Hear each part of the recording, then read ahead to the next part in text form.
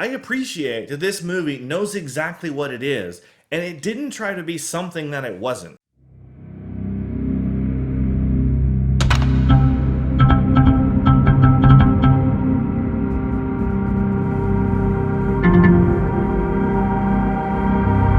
Hey movie watchers, welcome to today's review and the latest monster movie out in theaters, Crawl. Are alligators monsters though? I think they kinda are. If you're new to this channel, I give my synopsis, then my likes and my dislikes, then the breakdown where I give individual scores of the writing, the acting, the cinematography, and the directing. All my reviews do have some spoilers in them, so consider this to be fair warning. Okay, movie watchers, let's review. After Haley's swim meet, she gets the news that the hurricane is headed straight for them. She tries to get in touch with her father, she can't reach him, so she decides to go check on him herself. She gets to their old house, she can't find her dad, and after some investigation, she finds her father passed out and wounded in the crawl space. Turns out he was attacked by an alligator while trying to prevent the house from flooding. So now we have the threat of an alligator and the threat of drowning from the flooding of the hurricane, and Haley has to work her way around the crawl space and around the alligator to try to get to the phone. Then she encounters another alligator which really thrashes her around pretty good. With the crawl space taking on water by the minute,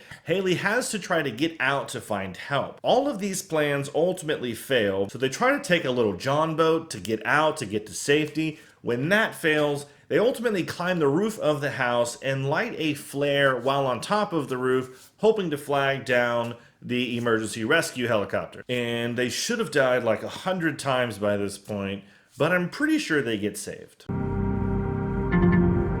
Starting with my likes, like number one, I appreciate that this movie knows exactly what it is, and it didn't try to be something that it wasn't. It didn't make fun of itself in an attempt to bring in humor or make fun of the genre. It's a simple monster thriller movie. It creates simple scenarios, it builds some suspense, and then the monster attacks, and everyone just tries to survive and escape. The movie takes itself fairly seriously, gives a basic background to the characters, creates tension in the relationship between the characters, adds multiple outside threats, creates realistic life-threatening situations. The characters almost die several times, but ultimately escape with their lives. It's simple. This genre exists because people like this kind of thing. We go to watch this stuff because we like it. So good job sticking to what you are. Like number two, I really liked the pacing of the movie. It never felt like the plot was sitting in one place, sitting stagnant or still, and it never felt rushed or like it was moving too fast. There are many highs and lows throughout the movie, and I think the filmmakers did a really good job of changing the dynamics of the situations. They moved the plot along very nicely. First, Haley tries to get to the phone. That doesn't work, and she gets injured. Then we've got people looting the gas station, and Haley tries to flag them down. Nope, they died. Then you've got some emergency responders who actually show up looking for Haley and her father. Nope, they're out too. Then Haley has to get out of the crawl space, and her father basically almost drowns, but Haley pulls him out, gives him CPR, and he's okay. Then they try to take the boat that the looters left, and finally, when nothing else has worked, they just go to the roof and light a flare. So even though the plot does take place in a small environment, they do move it along very nicely. And it even throws in some relationship tensions and some family struggles just to kind of help bring you in as well. Moving on to my dislikes. Dislike number one. The movie is more about suspense and thrilling moments of being in a hurricane while trying to survive a swarm of alligators, but it's not so much about scientific accuracy or really even just logic, so I've got a few issues with that. I feel like they exaggerated too much in some areas of the movie. For instance, Haley suffers at least 2 major thrashings, and her father suffers like 3 or 4 major thrashings, and they all kind of seem to like get over it pretty quickly and just move along to the next stage. They're kind of like, oh, this hurts, but in the very next scene, they're like, you can't tell that's even phasing them. Her father's character, I'm actually surprised that he's not even dead. I don't know that any human being could survive that many attacks at that degree, much less conscious and physically capable of escaping alligators and surviving a hurricane. A little too much for me. So we kind of have to ignore this stuff in order to enjoy the movie. Dislike number 2.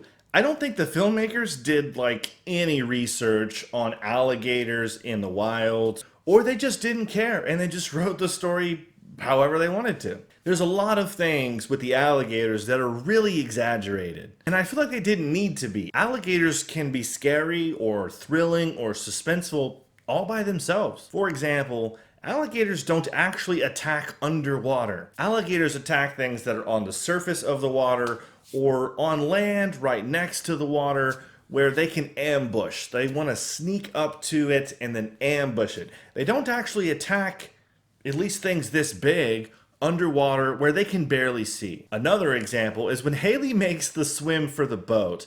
Her father says, "You can swim faster than they can." And so it's all like this hyped up moment. So she dives in the water, right? And she's like, "Nah!" And she's making a swim for it. But okay, look, Michael Phelps, arguably the fastest swimmer in the world right now, his max swimming speed, yes, I looked it up just for this review. His max swimming speed is 6 miles an hour. An alligator's max swimming speed is 20 miles an hour. More than 3 times. They can swim 3 times faster than Michael Phelps, who holds like 8 gold medals. Okay, this isn't even close. This isn't even a contest. Alligators win every time. In real life, Haley makes a swim for it and she dies. And then her father dies because he encouraged her by making her believe she could swim faster than alligators, and everyone dies. So other than those 2 things, I did enjoy the movie.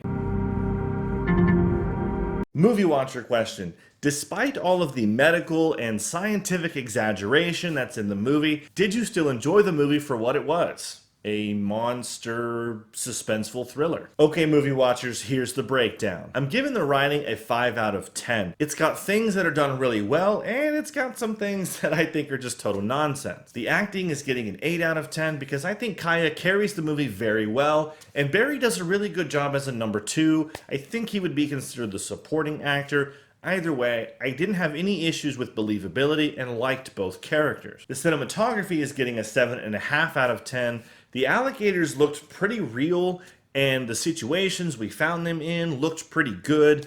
The hurricane looks pretty real too, and they used the environment well to get some really good shots and angles. There was some trickery going on here that I noticed, but ultimately I think they covered that stuff up pretty well. I'm giving the directing a 6 out of 10 because I think he just got too many things medically wrong and animalistically wrong. Not sure if that's a word, but I still think he delivered a pretty suspenseful and a pretty thrilling movie that really, if you're into this kind of movie, anyone could enjoy. Overall, Crawl, that rhymes.